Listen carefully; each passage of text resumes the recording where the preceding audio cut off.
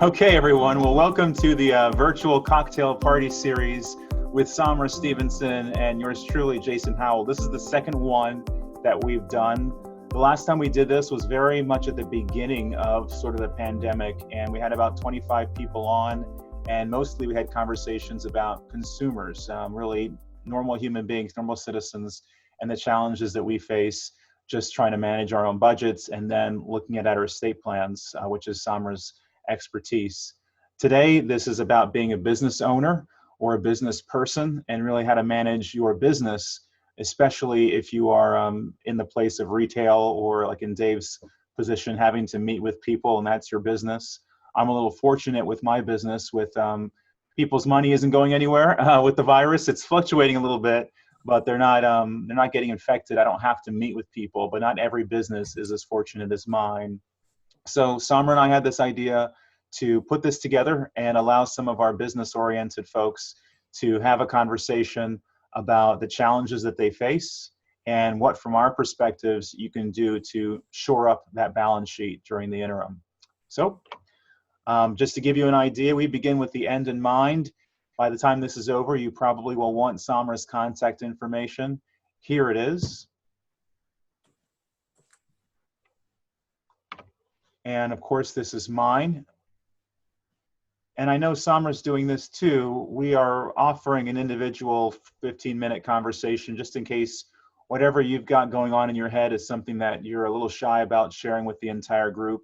We're happy to take some time away and just have a phone conversation about it. As we talked about a few minutes before this started, as experts in our areas, this is something that we can do. That doesn't demand that we donate, millions of dollars, but we can donate our experience and our expertise to people and essentially show off what we know, that at this time, this is the most perfect time to basically be an expert in the community. Most of the time, people don't quite know what an estate or business attorney, what the real value might be for that, or to that end, a financial planner. Oh, I can maybe do it myself. But when the world starts crashing in a little bit, this is where some of our expertise can come in and maybe be a help. So we're happy to provide this for you. All right, so as I promised, if you had a question, let's start with your questions and then we'll go into our program. That way, in case you have to jump off early, your question will be answered and you'll have an opportunity to walk away with more information than when you started.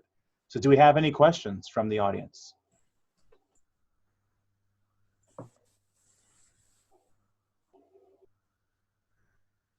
I do Robert's Rules of Order. I'll do the hearing none and I'll move forward if you don't have any questions to start. I have one. Okay, go right ahead. Okay. What would you think is the best time of day to do webinars with clients as well as days of the week? Well, I'll talk from my experience and then Sahmra, I'll be happy for you to share some of yours. My experience has been mostly during the day. When we did this about a month ago, Sahmra and I, we had about 26 people on the conference, and we've got circa that right about now. Right now I'm seeing 14. The largest ones I've done have been during the day, whether that was because a company was putting together their weekly huddle. One of them called it their weekly huddle. I had 100 people on, and now they were there for the weekly business meeting that the business was going to have anyway. So partnering with the business and doing it with them is a great idea because it's just one other voice besides their boring boss. I've done it with George Mason University doing a how to invest during the pandemic. And we had over 100 people then. We had a certified financial planner sort of major conversation, and we had over 153 people. So I found during the day, right around 2 o'clock, it really doesn't matter right now as far as which day it is. I would still say days of the week. And so treat it as the best escape from regular work or regular driving yourself crazy because you're lucky enough not to have anything to do during the day. It's really good to do during the day. Yeah, I tend to post my videos somewhere between 2 and 3 o'clock on Wednesdays and Thursdays in the afternoon. Seems to get the best traffic. I've tried at different times of the day. I thought the morning would be popular around 11 when people's attention span was running out, but it doesn't seem to work like that. The later in the afternoon when people have officially checked out, I think, of the workday, or at least are taking a break. So that's generally when I post mine. We were designing these for the evening because they were, virtual cocktail parties. So thinking about what time people would be available, putting the kids to bed and that kind of things. Yeah, or post dinner. Yeah, I would say as a business owner, this is just a great time to be an expert, whatever your field is. You're a realtor, you're an insurance person, you're whatever you do. This is the time to share your expertise. It's difficult to cold call whenever you cold call. Just think about doing it now. You're calling into a home that's probably got some kids. So there's some homeschooling going on, and you're likely calling them because they're employed and have jobs and money, and so they're busy doing their jobs and homeschooling. You're an interruption more than you've ever been when you call them at work. Calling them at work is awesome, right? It's an escape, and that's usually terrible for cold calling, and that's better than the situation we're facing now. However, if you are going to announce to your mailing list, hey, I'm going to put a seminar together, and I'm going to answer some of your questions about X, Y, and Z, depending on your profession, that just may be something that's top of mind for them, where they now have an opportunity to get some answers. Most people are looking for answers right now. And if you can provide that today, then maybe 2 or 3 months from now, when they are ready to buy insurance or buy a house or do whatever it is you do, they're going to come to you because you were there for them when they were in a pandemic. Okay, great. Yeah. And I'm finding when I'm trying to figure out, what topics to touch on, but what's been true actually with like any business I've actually run is like focusing on being of service, putting that at the forefront kind of gets to the answer of how you can engage the most people. It seems like a no-brainer, but really just challenging yourself, like not, is this going to bring dollars in? How is this going to be of service? How am I helping somebody right now? Yeah. Great. Yes, thank you. Great. Any other questions top of mind?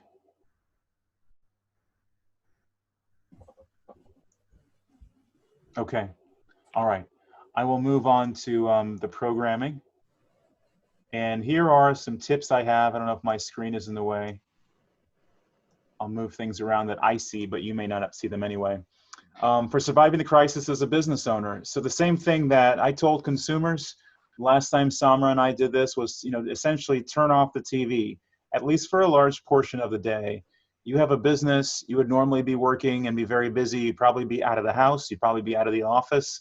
But now you're in the house or you're sequestered in an office. Either way, it doesn't mean that you should try to pay attention to, say, the markets or the updates in the pandemic. As a financial advisor, that's something that I've done much more of, mostly because my expertise is in and around explaining what's happening in the economy as it relates to the shutdown. But that may not be your business whatsoever. So turn that off, because you're really going to get a lot more information than maybe you want and that maybe you can focus on. And this travels to, as far as looking at social media with people sharing scary news, or really whatever news app you're on. Take a little bit of it, typically maybe in the morning, just like people might read a morning paper, but then let it alone and get along to your business. So what exactly would you do for that? Number one is your balance sheet.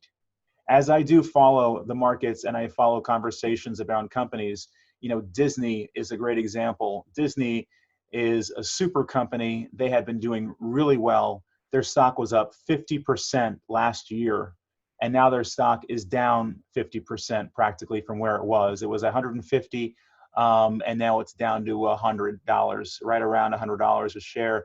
And they're really concerned about Disney, despite the fact that they have a great balance sheet.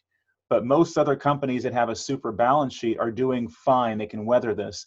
Disney is in a unique position because their major businesses are theme parks. Kind of tough to have a theme park with lots of employees and lots of people queuing up to rides. And then their other major business is going to be movies. Kind of tough to release movies with people in a dark room in a movie theater that's cleaned by people who work minimum wage. So it's a very difficult business. Of course, the only business they have that's sort of accelerating now is Disney Plus, but they were expecting to operate at a loss with Disney Plus until 2024. So for their business, it's very different. It's very large. It's very vast. Even with a good balance sheet, meaning their assets and their liabilities are well balanced, they are looking at the future with a lot of concern and having to be really creative. If your business, be it a personal service business like a real estate or insurance-based business, or be it a retail business, is out there, you're probably not as bad off as Disney. So what do you want to do? To the extent that you can, pay down your debt. At the minimum, just pay the minimum required payments on your debt and keep cash available. And I say that in large part, if you keep some cash available, this may be a great time to do a little investing, not in the stock market, in your own business. And what I mean by that in particular is marketing.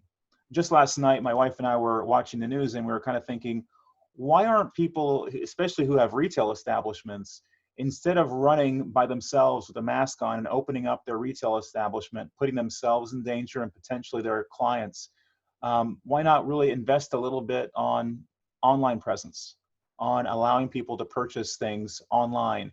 Even if the scare that you have to do is to go out to the mailbox and mail it, you may figure out that you can get pickup delivery from your house. You may learn all of these things. And so investing in your business and how you do business may only cost you a little bit, but it could be a great growth opportunity, not only now, but much later. And so shore up your balance sheet in such a way that your debt is managed and your cash is there to make sure your expenses are taken care of at least through the end of the year. If you don't have enough cash to take care of your expenses through the end of the year, then probably you want to be careful on investing. But if you do have enough cash and more, this is a great time to get creative on your marketing.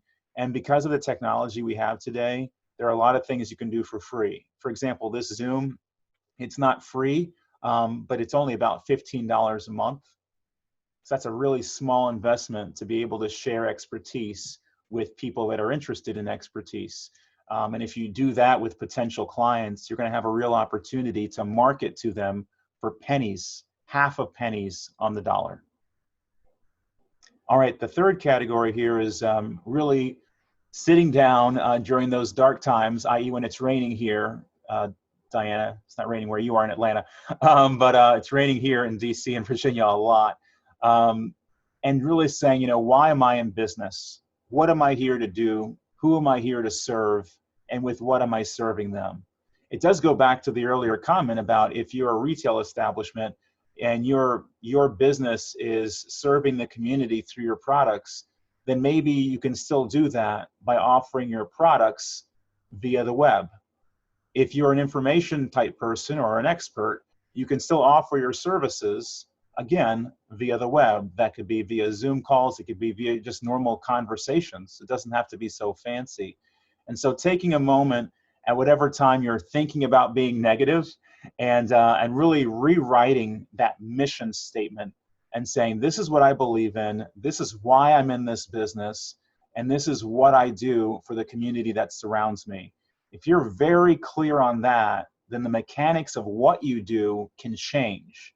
And this is an opportunity to start doing that now. In a month, will probably be very, very similar as far as how we're working with our communities as we are now. In 2 months, it'll likely still be very similar. Maybe in 3 months, it'll be different. But if you listen to Dr. Fauci, by the fall, we may be back to where we are today. So as a business owner, it's really about adapting. It's not about waiting for things to get back to a normal. It's about adapting to the business that we have with the environment that we're in. And that's always been the business of an entrepreneur. That's what makes it so interesting. It's what makes it such a, an honor to be in that kind of a role, as opposed to just doing some employee work. You're out there having to create business, having to separate people, essentially from their resources because they find value in you. However you do that with whatever expertise you have, that's always been your charge. You've always had to adapt. So take a moment to really think about your mission and why you're doing what you're doing. And it may be that you change what you're doing. That's okay too. As long as you're really thinking about what's true to you and true to your clients that you're serving, you're going to be fine. And we have an insurance agent on the call or on the conference today, but this is a great opportunity to contact your insurance agent, be that a E&O insurance agent, so your errors and omissions insurance. If you have a building and you're paying rent, or and you kind of don't want to, or you're paying mortgage, or you have employees and there is insurance associated with them, this is a great time to talk to your insurance agent. And Sahmra, a little later on, will talk about what to do with your real estate as an attorney and some things that you should be looking at, even employees, what you should be looking at. But I would take the advice of someone like Dr. Stevenson and someone like Gabriel Cruz, who's on the call today, who's an insurance expert, and sort of work with them together and give them an opportunity to share their expertise with you. In all likelihood, they're home as well, and they're trying to share their expertise in different ways. And so they would love an opportunity to talk to an actual client or prospective client who has questions, and it'll be a great benefit to you. So have the insurance talk. For consumers, a month ago, I said this is a great time to read your insurance statements and your policies. I won't do that to business owners. If you're a business owner, call your insurance agent and have them explain it to you, because that's what they do. All right, and this last one, this is in regards to all the money that's been out there by the SBA mostly. All the items I listed here are SBA, Small Business Administration, essentially relief packages. So what I'm going to do before I switch it over to Sahmra is I'm going to go to another screen that, if it's queued up correctly, well, it was going to be. Oh, this is my, don't worry, this is the YouTube screen. But I want to take you here to the SBA, Small Business Administration webpage. There's just so much content here, and I could pretend to have memorized this, and some of it I have, but I figured instead of just regurgitating really quickly from what's in my head, let me literally show you your options. And so you have probably heard about the payroll or the Paycheck Protection Program. You know it was exhausted, and then there was a couple hundred more billion that was added to it. It has not been exhausted yet. Everything that I've heard is it's been really tough if you're going with a big bank, so your Bank of America's, your Wells Fargo's, maybe even your Capital One's. I know Capital One, that's my bank, they weren't ready until the second round. Like a day before the law passed to increase it by another 300 billion, I got an email from Capital One saying, hey, it's time to go ahead and put that together. I thought, really? You weren't there for the whole first 2-3 weeks? I had already worked with a local bank, and they've already given me the go-ahead that things are working in process. So this payroll protection program, what I heard today is that as things stand today, and this is all fungible, what's coming out of the IRS is that any payroll protection program loan that you essentially get, any monies that you get, will then not make it tax deductible. This is not something that was said by Steve Mnuchin, the Treasury Secretary, or anybody else when this law was being passed, that you might lose essentially the deductibility of your payroll expense if you subsidize it with this loan. And I guess it's 6 to 1, half dozen of the other. If you haven't really paid for it, then I guess who cares? But continue to follow that little layer if you are in the PPP process, and if you're about to accept a loan and then actually spend the loan. You can always send it back. But just know what you're doing. So this is a case where now I should have a bullet point saying you should start working with your CPA. Your CPA may be busy since the federal tax deadline has been extended through July 15th. So they may have had their clients stretch out their busy season a little bit, but I'd still put in a call, have a conversation, just see if you can get a phone call with them and talk to them about the PPP loan, talk to them about your finances with your business and what can be done. Note this EIDL loan, if you want to see what EIDL stands for, of course, you can just click on this here link and eventually get some information. The Economic Injury Disaster Loan Emergency Advance. And so this is a $10,000, up to $10,000 advance. It's not meant to be paid back like the PPP. The PPP, of course, does not need to be paid back if it's being used for payroll or if it's being used up to 25% for utilities and rent. Though that 25% number is being looked at as well. But this is another option for you as a business owner to get a little cash advance, which again could be used to say, well, now I've got enough money to cover all of my expenses through the end of the year. no matter what happens with my client base. Something to think about. And then these last two aren't talked about at all, which is why I wanted you to see them. You can get a bridge loan up to $25,000. Have you heard anything about that over the past 2 months? I certainly haven't. So you can get a normal SBA bridge loan. You'll still have to work through your bank, so consider that. And then there's just straight up debt relief. And this is, I know, the least about. But understand that the SBA is still giving you plenty of opportunities to basically get funding for your business. If you use QuickBooks, there's a little highlighted button on QuickBooks when you log in called Capital, and they want to lend some money. So you can go through that way. If you if you use Constant Contact, I use Constant Contact for my email newsletter, and I went on there, and Kabbage, Kabbage, it also wants you to help you with a PPP loan and probably other types of loans, which is their normal business. So that's where fintech is getting essentially involved now in a world where they really didn't before. But Kabbage always gave loans. They just didn't get down to the PPP side. So there are multiple opportunities for you to essentially get a loan or get a grant effectively. If you're an independent contractor, that has opened up as well. And so that's for the PPP loan. You can apply for that. So don't think you're exempted if you're just a 1099 person. If you drive an Uber, you can go for these PPP loans now. Independent contractors can do that. And miraculously, it hasn't run out yet. I think the average loan has dropped to about, I think it was either $79,000 or $97,000. So 2.5 months for a company. That's actually pretty low compared to what it was during the last round when, large companies like the Lakers and like, Shake Shack were actually getting these loans and then having to return them out of embarrassment. So you've got an opportunity to get in on all of these and more. Do not exclude fintech. Do not exclude if you're in Fairfax County, or I know Arlington is doing some programs for humans, but Fairfax County and their chamber is doing some work. Or maybe it's not even the chamber, but the Economic Development Authority. Check with them, FECDA, and check with whichever economic development authority is for your region. They will probably point you to some local programs for assistance. There are multiple in Fairfax County. There are probably multiple in Arlington, Alexandria, and Atlanta, Manassas, wherever you are, if you are in need of some of those funds. All right, let's see how fancy I can be if I can get back to my. Okay, so see, I could have transitioned just with that. So this is we're all business owners here, so I can reveal. So if you wanna actually share something different than what's on your current screen, go to New Share while you're talking, and you can just flip to the next thing without having to stop the share and scare everyone with your face. FYI. All right, that's all I had for now. What I'm going to do here is transition over to Sahmra. And Sahmra, you can take it away on all the things we should be looking at legally as a business owner. Now, let me just change the screens here. Here we go.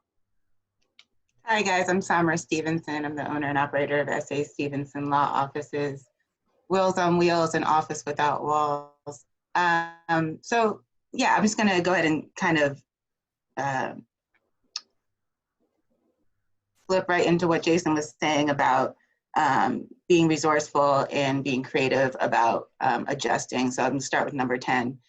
Just adjusting how you're actually operating your business right now. So it's like some of the restaurants, had to shut down and revamp how they were going to offer their services by doing pickup windows and delivery and online ordering. Same kind of thing goes for any type of business. There's always somewhere we can look to improve and grow during this time. So for example, if you are, like Jason was talking about, the webinars and an online presence, if you already are jumping into an online presence, or you already have an online presence, how can you do that better? For me right now, that's focusing on really simplifying the questions. So no complex videos. The questions are, what happens if I die without a will? How do I avoid probate? Keeping it very simple for the listener and keeping them short. So 90 seconds or less, at the most 2 minutes, to get your message out there with some of the marketing. You can really position yourself to be a superstar or rock star in your community just by keeping the message simple and being consistent in giving it to people. If you're giving them information they need, you're going to be the person they're turning to. And if you're doing it consistently, what you're going to find is that people are going to say, wow, you're popping up everywhere. You know, you're answering just the question I needed to hear. It's almost like it's kismet. And it's not kismet, it's you being strategic with your marketing, and with that focus on being of service and answering the questions they want to hear in a way that they can hear you. I'll jump right back up to number one though. So a lot of surviving right now as a business owner is going to be about being efficient, and utilizing this time to get even more organized, so that when things change again, that you are in a position to jump right on it and be as efficient as you can. So reviewing like some of your satellite office leases, if you have some of that going on. We have a satellite office in College Park. Our brick and mortar is in Columbia. What I found was that I asked my paralegal to give them a call, and they were more than happy to negotiate putting our lease on hold. That's like $100 a month that we're not wasting, essentially, because we're not using that space right now. I might not want to get rid of it altogether. I don't know yet. I don't have to make that decision right now. You'll find that people, especially with the month-to-month lease options, people are willing to negotiate keeping you there. But at the very least, if it's something you're not utilizing right now, don't forget to address that money that's going out. Creating a secure list of passwords, and a backup person who's going to know where those things are. I'll be the first to tell them myself I don't have the most secure storage of my passwords. My girls know where they are, and we need to work on that. But there are plenty of password storage options like Log Me In or Google Password Protector, where you can have a secure place to put everything, and making sure that if something happens to you, people know how to get into OneDrive. People know how to log into Clio, and things still need to operate if you aren't available. Kind of lends itself to number 9, planning for your own unexpected absence. So just like you're going to be reviewing, ideally reviewing your operating agreements and how things are operating as a business, what's going to happen if you have to step out? Your business plans and your business documentation and how you're organized as a business should also go hand in hand with how your estate planning is organized. So if you were to pass away, you might leave a portion of your business to Billy Bob, but keeping in mind that your operating agreement dictates how that might be actually gifted to him, or what percentage, and how that might operate with any business partners that you might have is something to consider as well. Medical advance directives for yourself, for your family, are things to keep in mind. What's going to happen if something happens to you and your business needs to keep running? Power of attorney, so people can make decisions on your behalf and keep those simple operations going. This is the time to think about having those things in place. One thing this is a great time, and we've been trying to do this internally, is trying to see how much we can get into an automated workflow type feel. So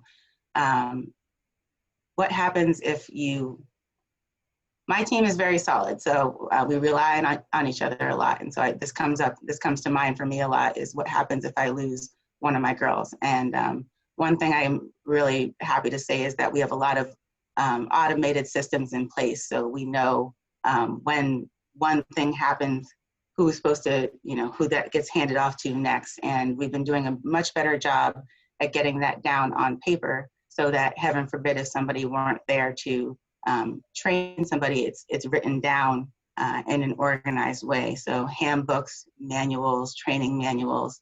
With this extra time that you might have where you're seeing a slowdown in business, this is a great time to put those things in place. An attorney can help you put those things in place because they know what type of things to look out for in terms of, for example, HR or human resources, and making sure that you're protecting yourself from any kind of liabilities with employees, and having, for example, a proper system in place for making complaints, and the like. So this is a great time to think about those things. Consider how vacancies might arise So you know, some of the things, if you're in a mid-size to a larger business, some things might be predictable, like someone getting promoted or someone retiring. But what about the unexpected things? I know this COVID thing has definitely thrown us a curveball in terms of we weren't expecting kids to be at home. And so what happens when you have an employee that works remotely and they have to take care of their kids as well? You know, these are some of the things that this whole pandemic has brought to light, that it's a great time to start thinking about what your backup plan would be if those things come up. Dealing with your own finances, again, I touched a little bit on looking at leases and negotiating things, but that goes with any kind of creditor. So any bills that you might own, if you anticipate a difficulty making your making ends meet or paying back creditors, you know, taking the initiative to address that beforehand is always the way to go. You're a business owner, you know what it's like when someone tries to skip out on a bill with you. You're much more likely to entertain talking it through with somebody who's proactive and communicates with you rather than somebody who dodges it or leaves it to the last minute. So taking the initiative to write some formal letters to your providers, to suppliers, if you think that might be something that's going to come up, mitigating those damages in advance. And one very important one, especially during this time when there's so much stress going on, is taking care of you and your staff.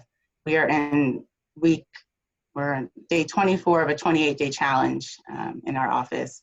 It's a wellness challenge. And the idea was, you know, with all the stuff going on, we as a team need to take care of each other. So our wellness challenge, without getting into any details, has components for self-accountability, but then team accountability. So make sure you're taking care of yourself, your staff, putting wellness plans in place right now is a great way to fill some time. Keep in mind to be mindful of things like the American Disabilities Act and some of the other restrictions that apply with the EEOC and what you can and cannot do in terms of offering incentives. I don't really have time to get into that right now, but if you have questions, feel free to either chat me or shoot me an email after this. But there are plenty of great options for wellness programs that you can get for taking care of you and your staff. So I think that pretty much is a summation. A lot of making sure that you're you know, tightening your belt right now as a business owner is preventative stuff. So utilizing this time to put the things in place you don't have time to do ordinarily, but also really thinking about adjusting how you're operating as a business owner. And I can't stress enough that whole focusing on being of service thing. If you're stuck, if you're not sure where to go with things right now, I find really focusing on how can I really be of service to my community? Not about the money. Take the focus off the money. Money will come when you've done that for a while. So that's me. That's my spiel. That is a great spiel. Way to go, Sahmra. I'm so glad to be doing these with you. And here once again is Sahmra's contact information that she has given you just a tiny snippet of what she knows. There's stuff in there that you just can't know unless you're speaking with the lawyer. Now, Sahmra, where are you licensed again? Is it Maryland and DC? Maryland and DC, yes. Maryland, DC. Yes. And you have relationships with folks in Virginia, I imagine, as well. We do. We have relationships with folks in Virginia, Georgia, Connecticut, Pennsylvania, Delaware, Okay. for as far as the estate planning goes. But, you know, we'll find a way. If you come to see us and we don't have the answer, we'll find someone who does or find someone to work with you. Yeah. We're happy to be of service. You know, thank you for that. Well, let's do what we did at the beginning. Let's open it back up again for questions now that we've shared a little bit about what we had planned and what we'd like to talk about. Have new questions popped up during the extension of this sort of conference?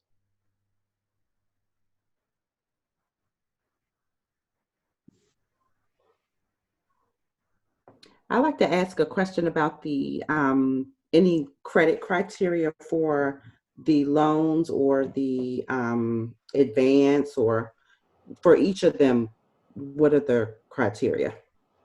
It's a really interesting time because you understand how this typically works. You've got the federal bank, I'm sorry, the Federal Reserve working with the federal government to create more opportunity to essentially save the economy. So everything is happening essentially sort of top down as opposed to bottom up in this regard. And this is where it works for you. Typically, you're looking for a loan. You go to a bank. A bank has sort of a mandate and an opportunity to work with the SBA, but they have their requirements that they want to clear you through, because even though the SBA is backing them up, there's some things they have to do to make sure that it was a good loan. What happened in the first round of the PPP was that the banks weren't quite sure if they didn't have to go through that typical screening, right? What's your credit report look like? What does your balance sheet look like? What does your financial statement on your income statement look like? Now, I know they still ask, pretty much all of them still ask for an income statement.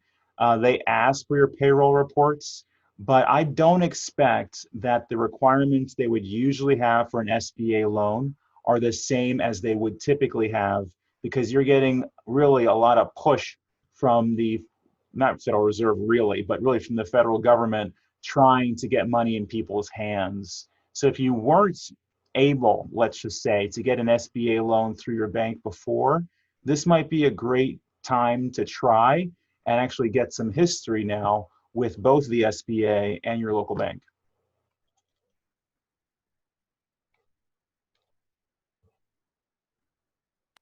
Thank you. You're welcome. Other questions?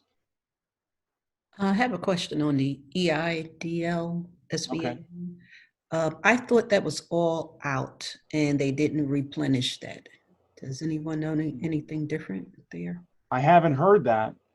I haven't. I know they obviously replenished the PPP. I never heard that EIDL ran out, but it may have.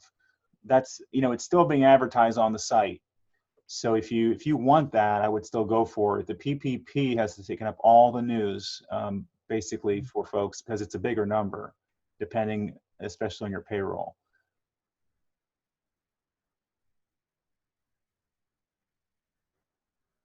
I have a question. How many people are having to revamp how they're offering their businesses or get creative right now? I do. Instead of meeting one-on-one, we're now meeting virtual. But it's kind of nice, actually. Yeah. You get to wear Yeah, sweats same like here. Yes. Yeah, same here. We're doing virtual. I'm a realtor and also a mediator. So I've been doing mediation through the courts and private virtually when I had not really done that before. And real estate also, consultations online, even closings. I had a couple closings where my client was at the settlement table and I was virtual. So just using a lot of Zoom and different virtual applications to be present when you can't actually physically be present. Has that become part of your branding, or are you just letting people know that you're? Right now I'm letting people know, word of mouth and of course Facebook posts, just kind of, but I am starting to work on incorporating that into my general branding, that's available. And I don't want to take up all the questions, but, but just have one more quick one.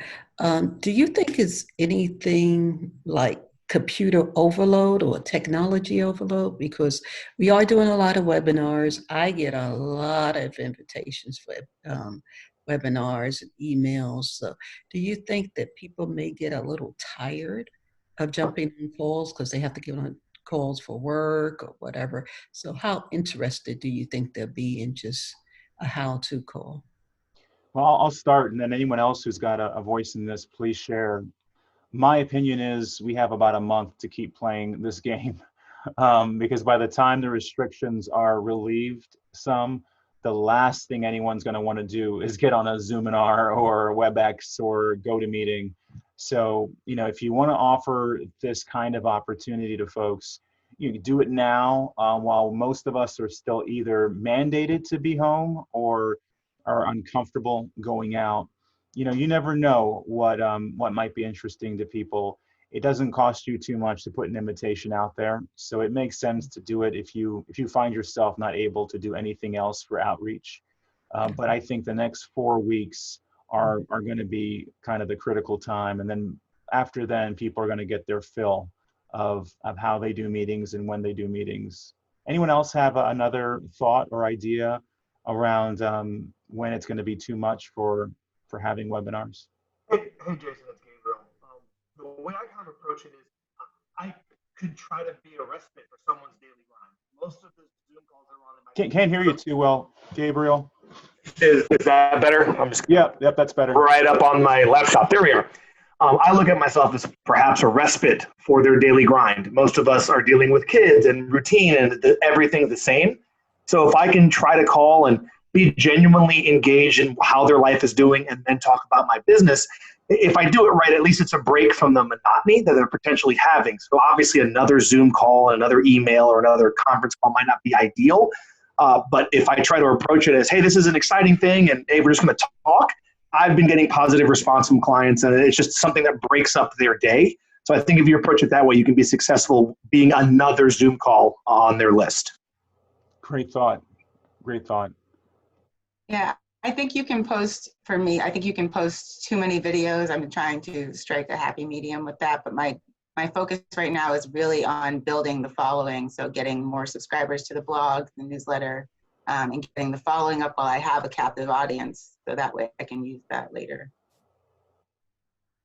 Yeah, Sahmra's right on. I mean, there's not going to be a time like this unless there's another pandemic where people actually are home. And so if you ever wanted to offer this kind of help or build your audience, get people to your social media, this is the time to do it. And then as we get tired of it, and it's kind of trending, almost perfect timing, right? When it finally is Atlanta weather here in the DC area and in Connecticut, and we're at 85 degrees, we're not going to want to be home. We won't care about the restrictions, but they'll be mostly lifted anyway because of the protests we're already having, right? And so we'll be out. But if those same people are already part of your mailing list, have already seen you on Zoom, have already sort of felt like, yeah, this is the first realtor, first estate planner, first assurance agent that really connected with me. When you do send out your next mailer, they'll pay attention to some degree, but when they need you, they'll come to you. And so now is the opportunity to let people know you're there, and maybe they'll come to you when they need you.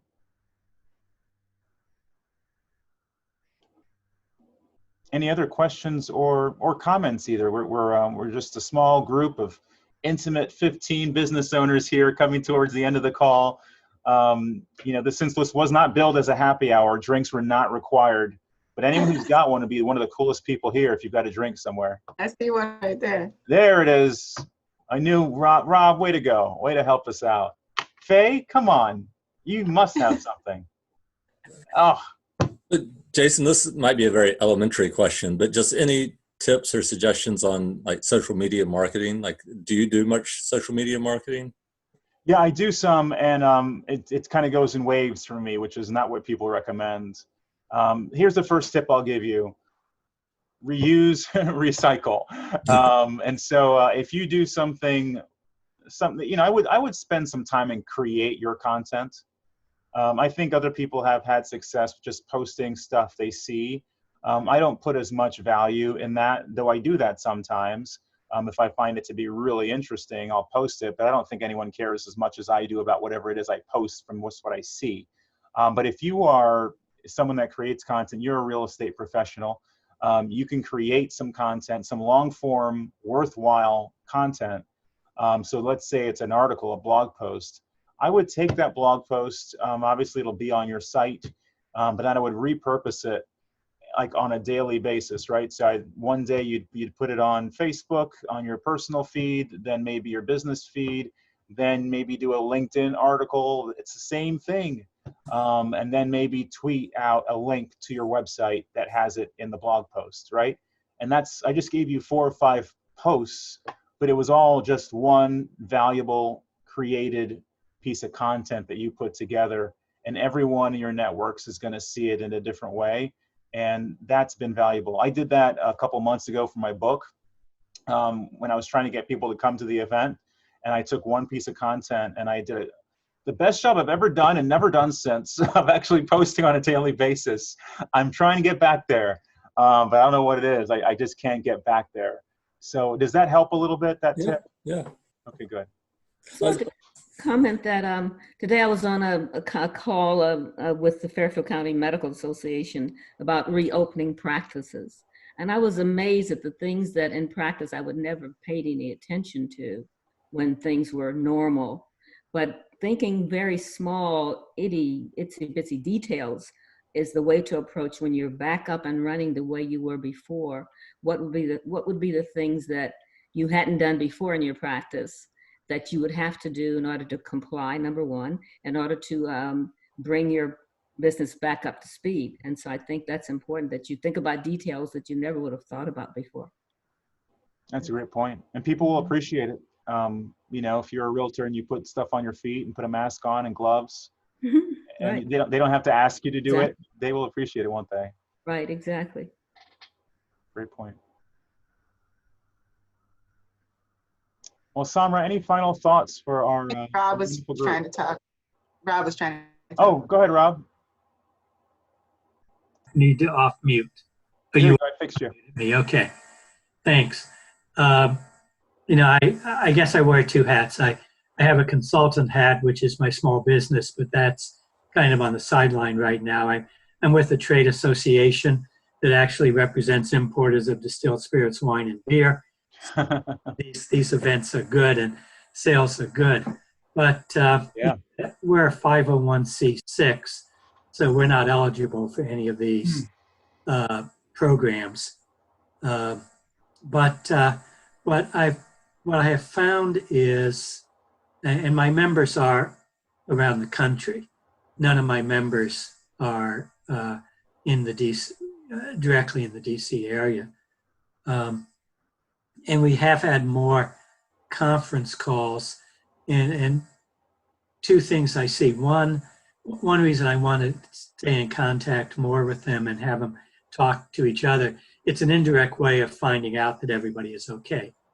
You know, if someone misses a call, or, you know, it's just hearing someone's voice again, just it is comforting. And the other thing, they tend to think for some reason because I'm in Washington, I know more. What's really going on. And so I really have to, you know, have the gift of gab sometime on those calls to sound more important than I am. But right now we're having our website redesigned, and I'm working with a designer. And, you know, the discussion got me thinking, are there features that any of you think I should be adding to my website that, absent this pandemic experience, you never would have thought of using? I don't know. I'm IT challenged in every, that's why I arrived 20 minutes late. I spent 20 minutes trying to get signed in. Oh, darn it. It was for no other reason. And I learned a lot, but. Well, glad. See, we got something out of this, right? But I don't know, just throw it out. Can you think of things you have you'd like to see on your website, or there any function I should put in now rather than have to, you know, add it later as a supplement?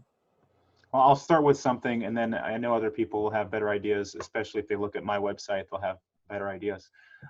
Number one, you know, if you go to the SBA website, for example, there's a, you know, almost a flashing icon of like where to go for a COVID-19 response. And so specific to your question, if you had some kind of COVID-19, here's what we're saying, here's what we're thinking, it will be welcoming for the casual visitor, you know, or the actual member to say, oh, you're very current. There's no question about you being current right now. And that's typically what people want to see when they go to a website. And then, you know, I've heard this and I've not implemented it yet with my website, video. video is the thing to have, and it doesn't have to be a video of you, but if it's just something someone can click on and you do a video of a PowerPoint presentation, then that's just more appealing than having to read text.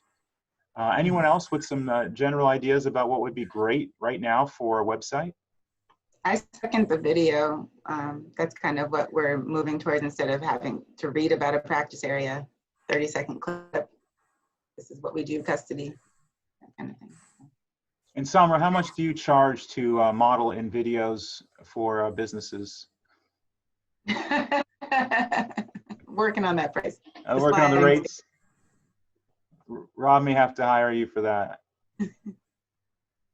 Yeah, I have an idea. Well, the last week I did usually I do homebuyer seminars in person, and we even pay for their breakfast and everything that day. Of course, we can't do that, so we brought at least a mini version of it online in the form of interviews of the lender, the credit specialist, myself, the realtor, and we talked a little bit. We didn't give a full seminar, and then we just allowed people to ask questions. We use StreamYard.